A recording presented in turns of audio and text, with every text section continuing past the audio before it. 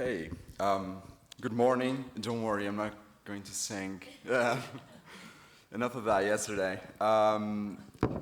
Before we begin, can we just give a big round of applause to the organizing team? They're doing like a great work. It's been awesome. It's been an awesome conference. And can I please ask you to be as loud as you can? Come on, let's hear it for them.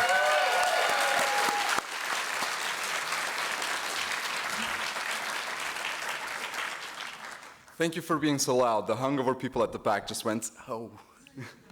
Right, okay. So before beginning the talk, I am legally obliged to say that these opinions are my own.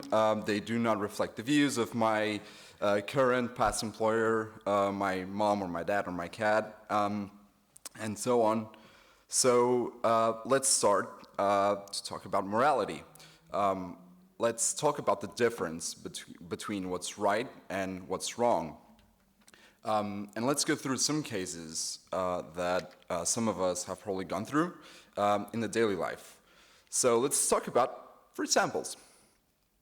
So let's do a show of hands for this situation.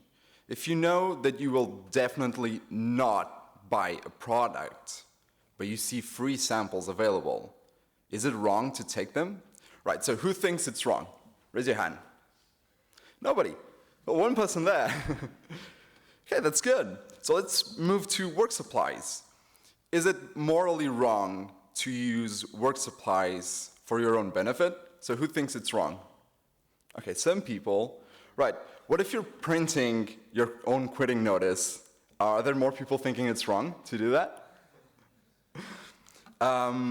Okay, and how about this? You go to the ATM and it gives you 100 extra dollars, zeros, whatever. And you double check, there was no extra money taken from your account. So if you wanted to take $100 and you got 200, your balance is still $100 less. Now you don't know if you're taking away from the bank, if you're taking away from the person who used the ATM before. You don't know who you're taking away from. Do you think it's wrong to just keep the money? Right, a lot more people doing that. Getting good. So let's talk about the neighbor's Wi-Fi. It's not going that way. So let's imagine this. You just moved to a new place. And you want to get super awesome Wi-Fi. But the ISP tells you that it'll take about 3 weeks to get it. And until then, you're stuck with none. Your neighbor has Wi-Fi. So you use your super awesome hacking skills to get his password. Would you use it for 3 weeks? Who would? Like, let's do the reverse. Who would use for 3 weeks? A lot more people. That's good. Okay, so now you find out that your neighbor is lonely. He's an old person, spends his days online, talking to his grandkids through video calls, and ever since you made your decision and you had his Wi-Fi password, his internet connection has been bad, leading him to be unable to talk to his grandchildren and increasing his isolation. Knowing this, would you still do it? Right. A couple of people. Right, so you see how a small act that we think I'm just using the Wi-Fi, you don't know the consequences it's going to have. So let's talk about company policy. Let's say you're in charge of the networks in your company, and your best friend's partner also works for the company. One day, an outgoing email goes into quarantine. They message you to let it go, and you do it because you trust them, like it's your best friend's partner, you've known each other for quite a few years. However, later you inspect the email because it's your job to do so, and you found out that they're having an affair. So what would you do? Would you be loyal to your best friend and confess, knowing that everything would trace back to you and it might cost you your job because you just let a quarantine email go just like that, and you were breaking company policy? Or would you keep quiet about it and let your best friend find out on their own? What would you do? So who would confess? Right, not a lot of people. It's getting mixed opinions here. So let's assume that the company is being audited, and now your supervisor asks you to delete corrupt backups that are about to be requested by the auditors. Knowing that it might cost you your job to refuse, would you do it? Who would? Right, again, mixed feelings. Finally, you're working for a client that has a website, and the website simply asks you some questions, and then it recommends a drug for a treatment. But the client's requirements the requirements say that the website must always recommend their drug every time unless you're allergic to it. You find out that one of the side effects of the drug is depression and suicide thoughts. Would you do it? Who would? Right, no one here. The truth is that this happened in real life. So Bill Sorer wrote this blog post after doing it. He didn't know about the side effects, and he later found out that a girl took her life. She took the drug, she went to the website, got the drug, and then killed herself. And this is the code that Bill is more ashamed of. So I did just ruin the mood for everybody now. Let's lighten up a bit. My name is Fernando. This is me in 1997 planning world domination. I eventually realized, you can see the evil laughter, but I eventually realized that world domination needs to come in baby steps. So 2 years afterwards, I started planning fashion domination. Try to innovate. I work for a company called Subvisual. We're in Portugal. Of course, I'm Portuguese. People think that life in Portugal is pretty much like this. And I'm here to tell you that it's exactly like that. We all have wine by our computers. We all have a picture of Cristiano Ronaldo over there. We all have that. But one small detail, we also have debts to Germany, all of us, every single one of us, they're there. One small detail though, we actually look a bit more like this, every one of us. And we must be worthy to have the codfish. Okay, so now we laughed a bit. Let's get dark again. Let's go through some cases. Let's blur the line between good and bad, but now strictly related to technology. Let's talk about Facebook. So most people are aware of the social divide and issues that arise from social media and how it's polarizing, how reality can be split for different people just because the algorithm tailors what they see to their own tastes. But let's not talk about that. I'm not going to go that way. It's easy to go. Instead, I'm going to talk about the experiment where Facebook tried to influence the mood of their users and manipulate their emotions. And this is true. So here's the scientific paper that they released. And this is a direct quote from the experiment they did. They suppressed positive content, and that led to people posting less positive posts, right? So this was their metric to measure the emotional state of their users. The conclusion is that they actually, if you're posting less positive content, you're more depressed. And they continued the experiment. They reduced the exposure to negative emotional content, and the opposite happened. People got happier. This was what they called it, the first experimental evidence for massive emotional contagion via social networks. And this was their conclusion. This is a direct quote from the paper.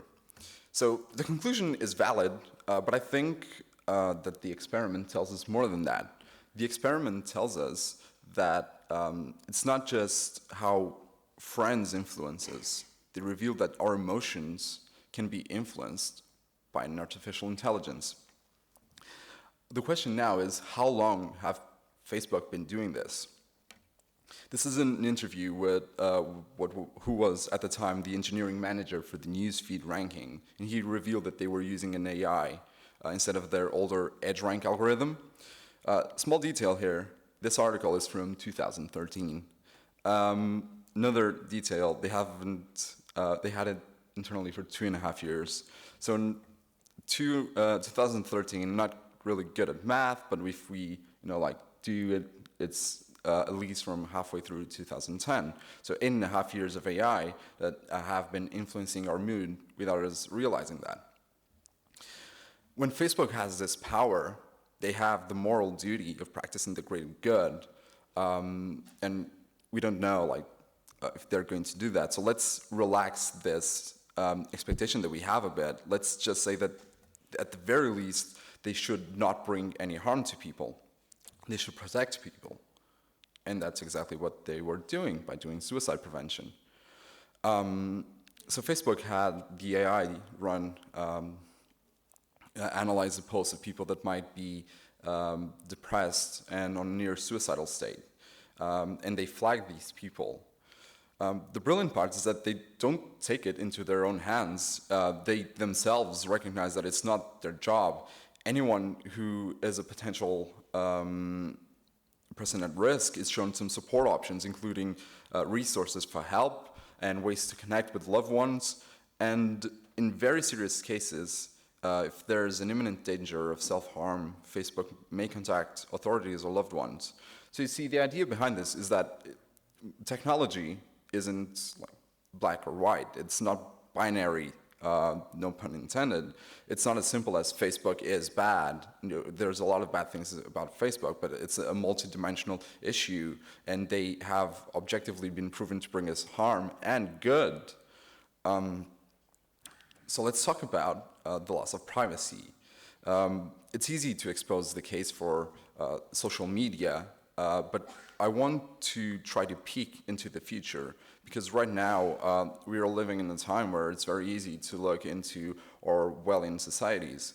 And I'm going to talk about China, but before continuing, I want to say that I'm not trying to accuse or discriminate anybody or any nation of anything. When I was doing this talk, I had multiple examples by a lot of different countries, the US, United Kingdom, and I just picked China because their use of technology is probably the most advanced one, and it's easier to show us how technology can be used potentially for good and potentially for bad. I'm going to try to stick to facts, and I want to make it perfectly clear that this is a thought exercise. I want you to try to put yourselves in place of the developers that built these tools. So let's begin to talk about the Great Firewall. Now, we all know about what the Great Firewall is. A number of websites are blocked in China, and they include, let me check this, Google, including Maps, Yahoo Search, DuckDuckGo, YouTube, Vimeo, Dailymotion, Netflix, Hulu, Spotify, Twitch, SoundCloud, Facebook, Twitter, Instagram, Pinterest, Tumblr, Snapchat, WordPress, WhatsApp, Discord, Viber, Messenger, Telegram, Reddit, and so on. This is like the list of the 20 or 30 most used websites, and they're all blocked. And I had to update this part of the talk because 3 days ago, this happened. And they banned Wikipedia in all languages. So now you're a developer that's building this great firewall, and you're getting people, you're not allowing them to have access to knowledge and just use their own internal tools. And these tools can be censored by because of events like the Tiananmen Square massacre. Would you be okay with doing that? Would you say no? Let's talk about the CCTV system. So they challenged the BBC reporter to let them take his facial profile and told him to go to the streets. They have video cameras across the streets, and it took them only 7 minutes to locate the BBC reporter.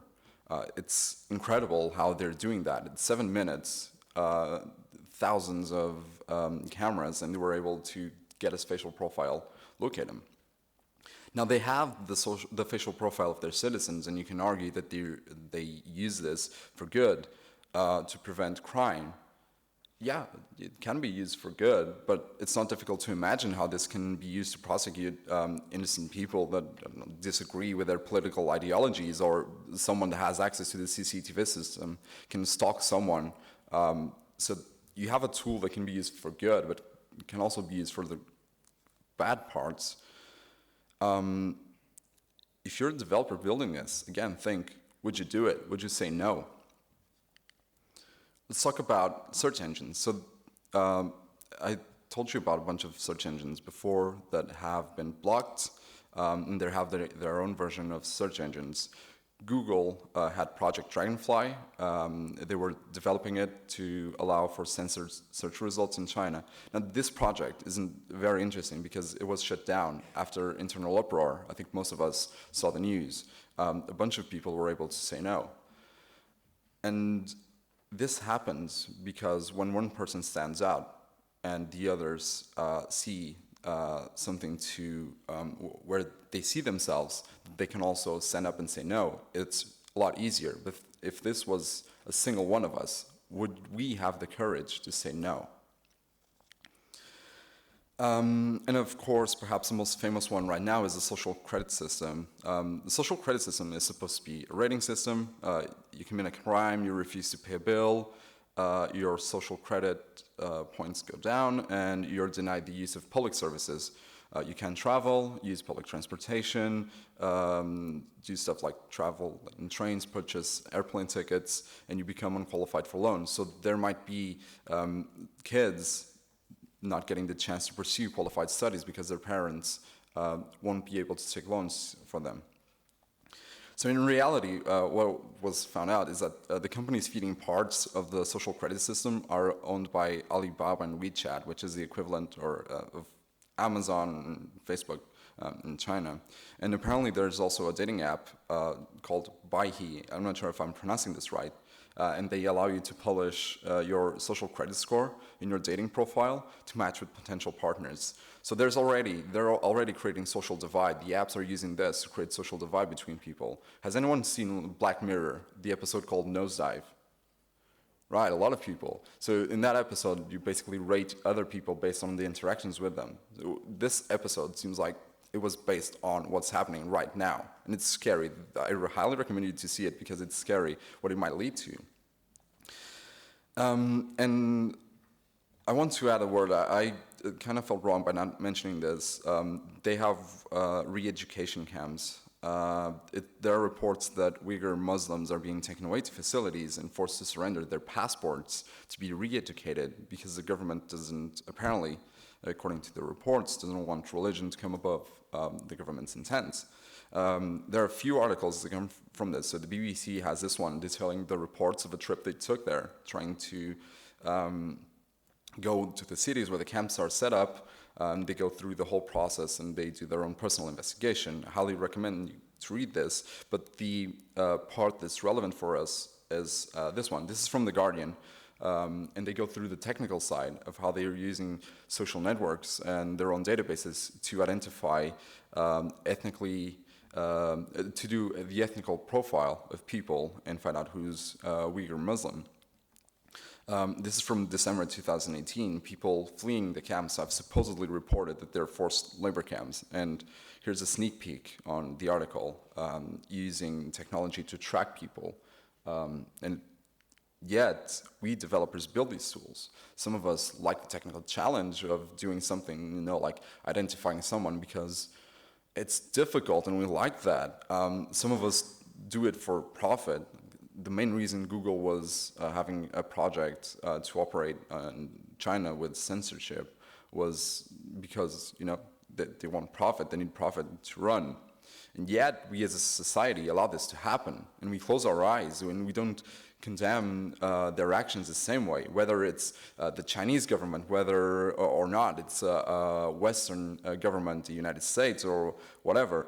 We refuse to make them accountable for censorship, for violation of human rights. We condemn countries for war, but then we don't do it for this because we're comfortable with the technology. We feel comfortable with doing this, and we as human beings close our eyes. So in reality, it's our fault as well, as developers, as a society, as users, and even as parents.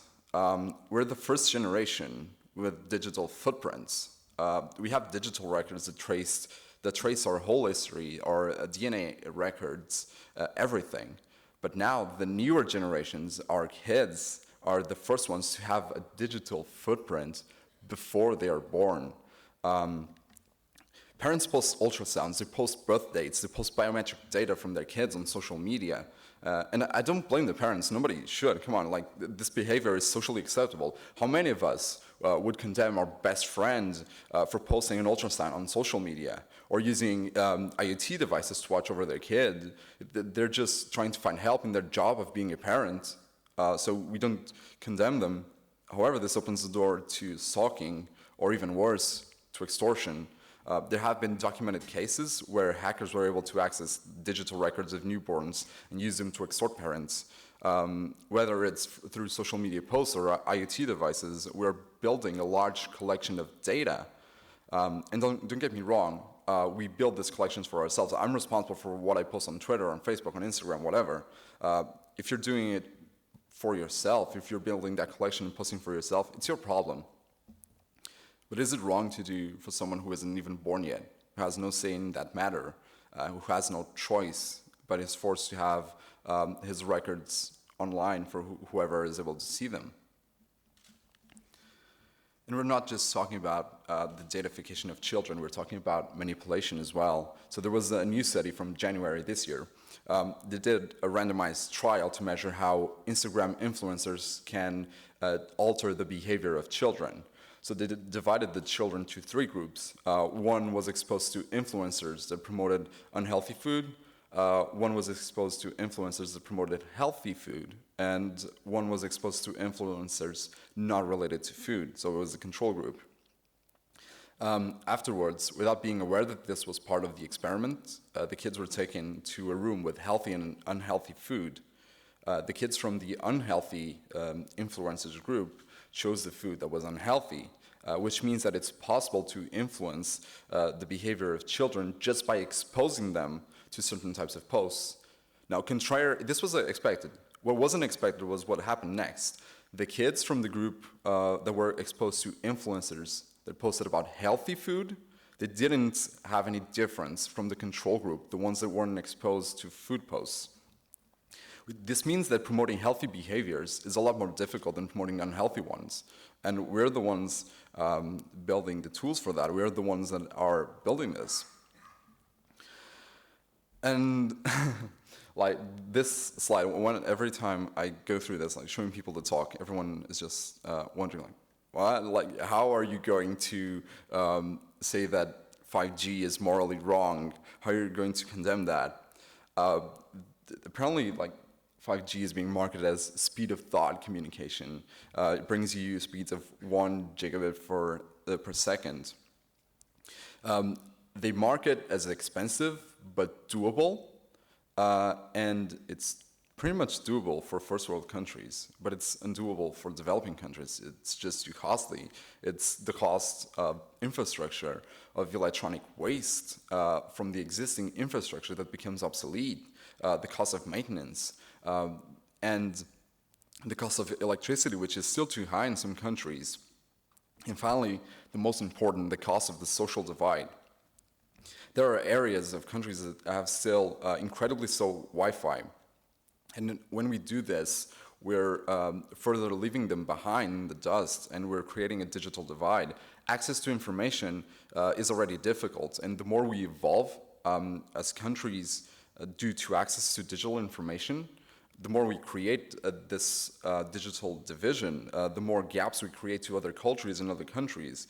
The internet that was once promised to bring us all together, we're kind of just adding more and more and more digital divide to it, and it's doing the opposite. And finally, the internet that was promised to bring us free information, it also has its downsides. So we fought so much to have books, to have music, movies, and culture available to everybody, but is that the right move? The fundamental idea that we had is that education should be free and information should be free. We should all have free access to it, and that culture should be free. And we took that into our own hands and started the piracy movements. Remember Napster, LimeWire, Nutella. We tried to stick it to the man. We tried to level the ground and give access to newcomers to the music game. We tried to give them a better access, a better platform, and that's wonderful. That's 100% wonderful. But Is it really? So before the internet, 90% of the revenue of artists came from CDs, and then Jolly Rogers came up. Now, the revenues have been turned upside down. Artists need to tour to make money. And yes, there's more access to new music. You can post it on YouTube, SoundCloud, you have Spotify. But there's also a downside to this. We limit the mass consumption to artists that can afford it. So not every artist can afford touring because of the costs that come to it. Not every artist can appeal to the masses to fill up a venue. And not every artist enjoys touring. So the Beatles didn't really enjoy touring towards the end of their career. Queen got burned out from touring, had to do a hiatus. It's not doable for every single artist, and it's very difficult to make a living out of this.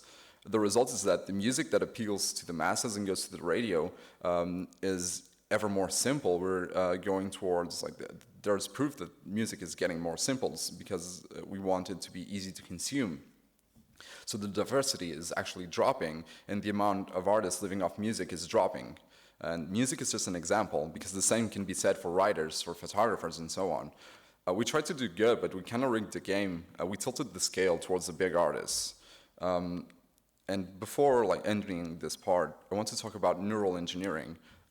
Neural engineering is the act of repairing, replacing, or enhancing the properties of your neural systems. So you're adding some sort of machinery to your brain to enhance its properties. And there's also a promising form of gene editing called CRISPR. You can selectively alter certain genes to enhance properties you want in a human being. This basically means that we're pretty close to building superhumans somewhere between the next 5 to zillion years. But what happens to us, to our species, when this comes? Will we use superhumans for war? Will the superhumans try to enforce their will upon regular humans? Will they see themselves as a different, superior races, the same way that we see monkeys right now? How will they treat the regular humans? And we're moving towards this with technology, with the idea that this is cool, we want to do this is progress, this is evolution, but we don't think about the social consequences of that. Has anyone read the Robot series by Asimov? Show of hands, please. Right, a few people. This is relevant because in the Robot series, I'm not going to spoil anyone, but Earth populates 50 outer worlds before stagnating in terms of technology. And in this series, the humans that went to the outer worlds, did selective breeding, and they possess longer lives. So Asimov goes really into the consequences of having superior races of humans, and the disdain that they have to what they call Earthlings, who live shorter lives. I highly recommend reading it and going through the consequences of the social divide in the society that there are in those planets, because it's sci-fi, of course, but if we go towards superhumans, we're going to have a society that's very close to that. Okay, so I want to ask this question: should we basically just stop science? Because the more we do science, if we're honest with ourselves, the more we kill, the more we walk towards another world war, and the more we do inhuman experiments.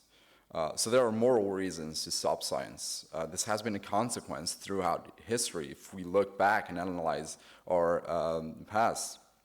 And this doesn't mean that we should do it, of course. I'm very much pro-science, but I'm just trying to show you the other side of progress. I'm not saying that we should stop progress. I'm just trying to show you that with every new product, every new step that we take, there's also a negative consequence that we most of the time choose to neglect. So right now there's a lot of conversation about building a proper AI and how we distinguish between different situations that require us to choose between two human lives. So in a self-driving car, to avoid an accident, they have to make the choice of basically who to kill and who to hurt. And I recommend you to go to this website, moralmachine.mit.edu. They did a wonderful job with this, and it compels you to act as the AI. So this is a very good website for you to analyze the consequences of the future and future technology. It's obvious we're not going to stop science. It's obvious we're not going to stop piracy. We're not going to stop free access to information. I'm not advocating for that. We're not going to stop social media or neurohacking or whatever. We can stop progress, and we shouldn't, because a civilization without progress, it's doomed to wither and die. But I want to tell you that for every wonder, there's a dark side to it. The line between good and bad is incredibly blurry, and we're the ones acting as architects. We're the ones acting as builders, and we're the pillars, the pillars of innovation. So let's bring this conversation closer to us, to the developers. Let's put it in context of your daily job. And let's face it, companies exist to make profit, at least most of them.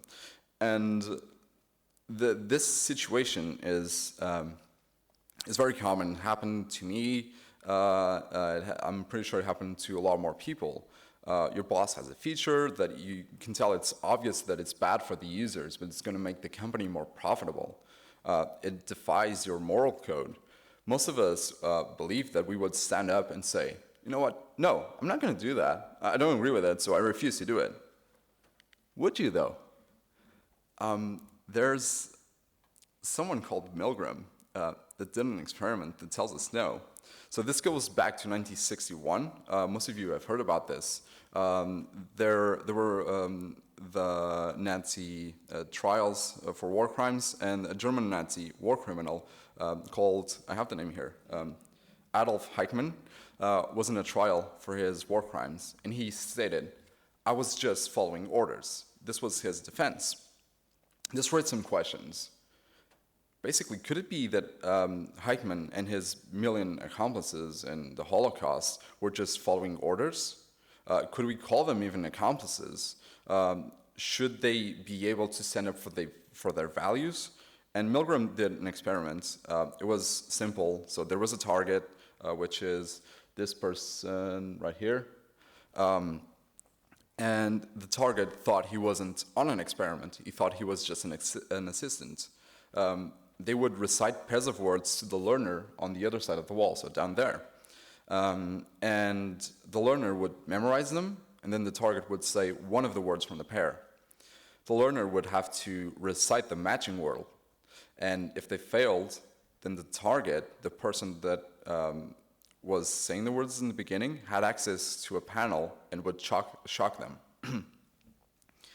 Now, the person on the other side of the wall, the learner was actually an actor. They weren't getting shocked. And they would fail on purpose at times and pretend to get shocked. For every failure, the target had to increase the voltage. So at one point, the actor would scream and the target would hear them. And one would expect that if you're administering a shock to someone that is screaming, you'd expect them to stop, but people didn't. They kept increasing. At 300 volts, the screams would be incredibly loud and the actor would start to pound on the wall. 100% of the participants got to this point. 100%. Whenever the target objected to increasing the voltage, the experimenter in charge, the figure of authority in that experiment, would say one of these sentences. Please continue. The experiment requires you to continue. It is absolutely essential that you continue. You have no other choice.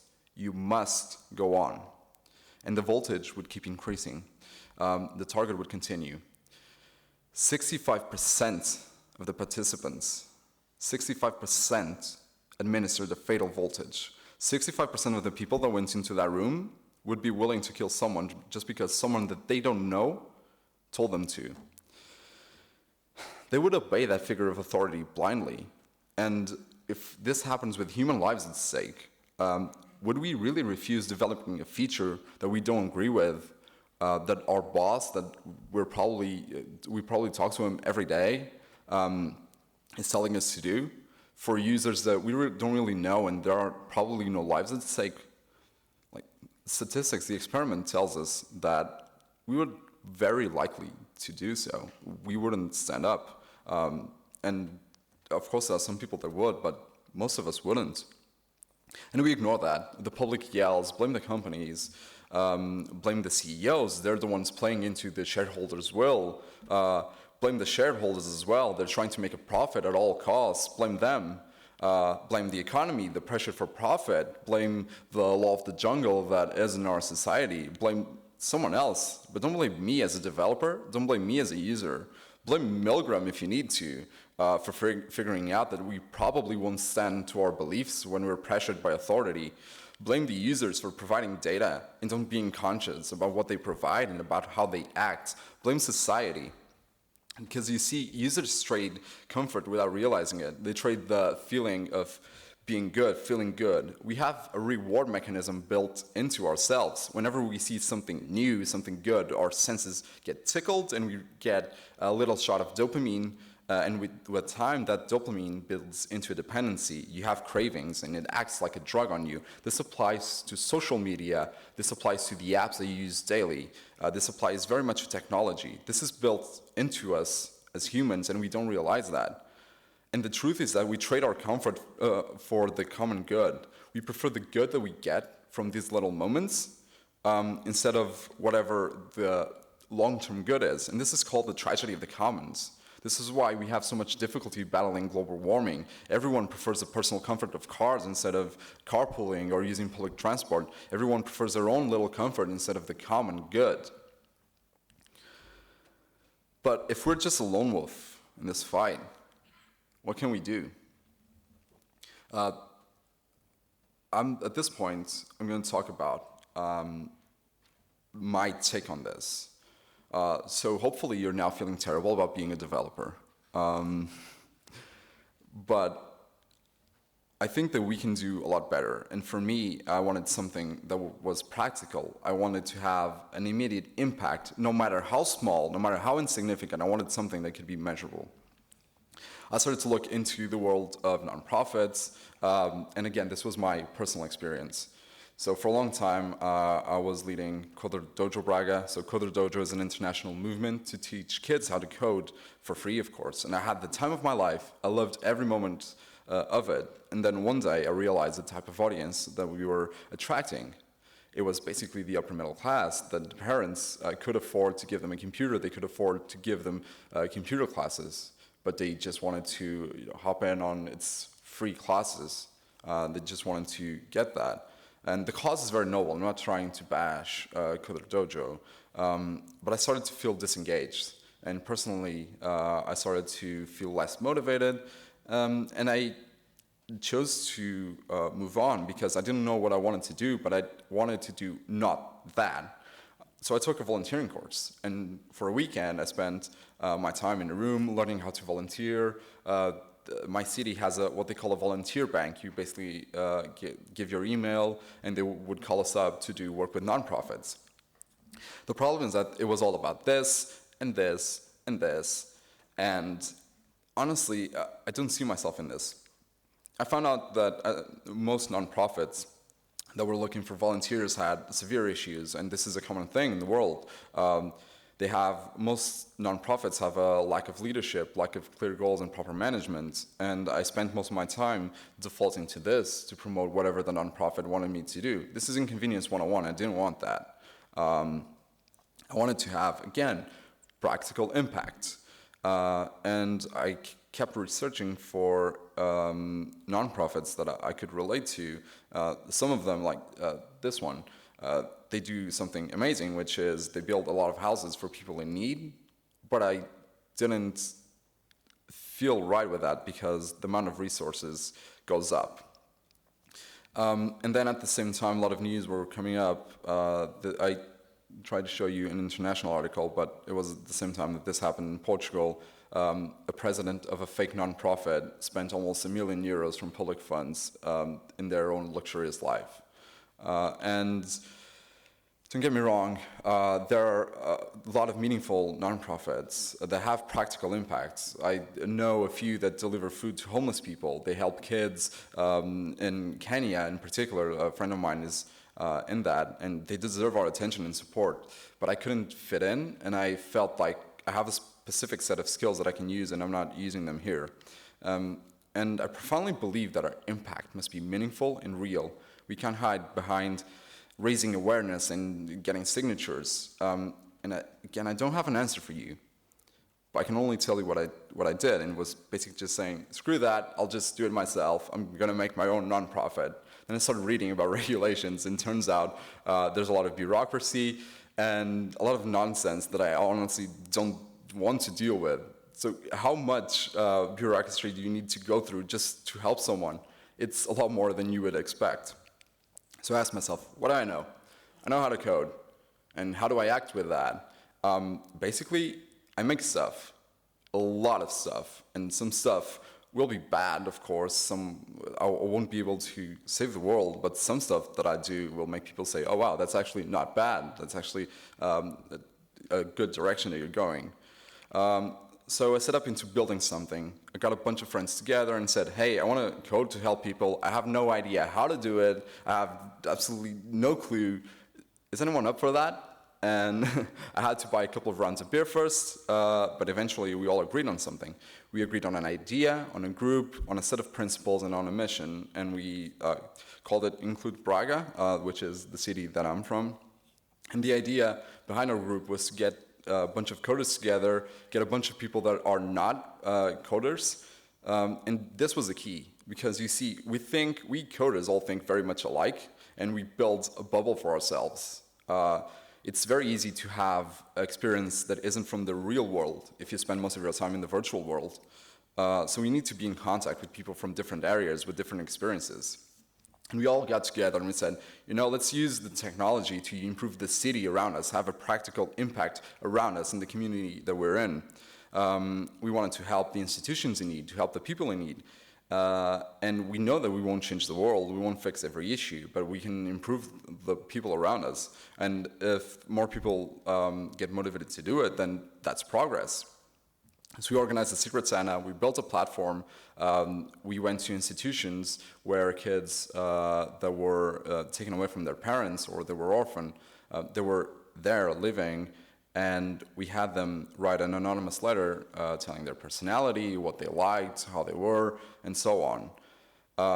We removed every personally identifiable information, so we were GDPR compliant, and we put that into the platform. Users would sign up and they would match with one of those letters. They would give us a gift. This was during December, so in time for Christmas, we went to the institutions and we delivered the gift to the kids. It wasn't just kids, to be honest, it was kids and elderly people that were abandoned by their families. This was the first year. We helped 170 kids, 30 elders, and then this was the next year. And doubled the amount of people. And I'm not trying to say, you need to do this. There are other causes. There's this movement, Hack for Good, where they do hackathons to promote projects that have a good impact in the world, and Action for Children, which have been doing an amazing work in the UK. The point is, I'm not trying to say, join one of these. This was the thing that worked for me. What I'm trying to say is, all of us, developers, designers, just tech people, we have a superpower. We can make something out of nothing. We're the first generation that, without resources, without anything practical, can make an impact in the world. You don't even need a computer. You can have an idea, and there are platforms to make it happen. For the first time in history, we can build without resources. We have all the information available in the world in our pockets. We can speak to people across the globe. We can create and we can simulate entire worlds. And if you told this to someone 100 years ago, they would tell you, wow, you're literally God. And it's true. We never put this into context, but the things that we can do right now, people 100 years ago wouldn't dream about it. We don't have much as a community, but we have big brains. Let me tell you something about the costs. It was nothing for us. Secret Santa, it was like 2 hours a week, 50 euros a year, divided by 10 people, and half of that was the domain. So it was essentially nothing. I paid 2.5 euros, basically, to make kids happy 2 years in a row, and I gave 2 hours a week from October to December, and that was it. I don't have an answer for you. I can tell you, you should join Include or a tech movement or create your own or whatever. This was what I found to be my thing. the way I found to have a practical impact and improve my community. So we started the talk by blurring the line between good and bad and taking into account the impact that technology has in our daily lives. We went through the good and bad that we create and the impact that our job has now and how it should motivate us to do good.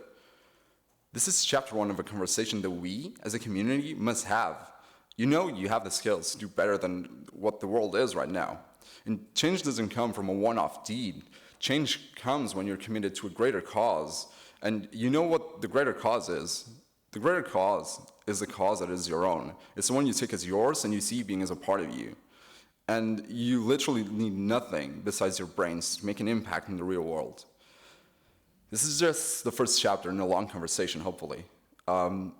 Take this idea, make it your own, own it. Go make something, and please go make change. Thank you.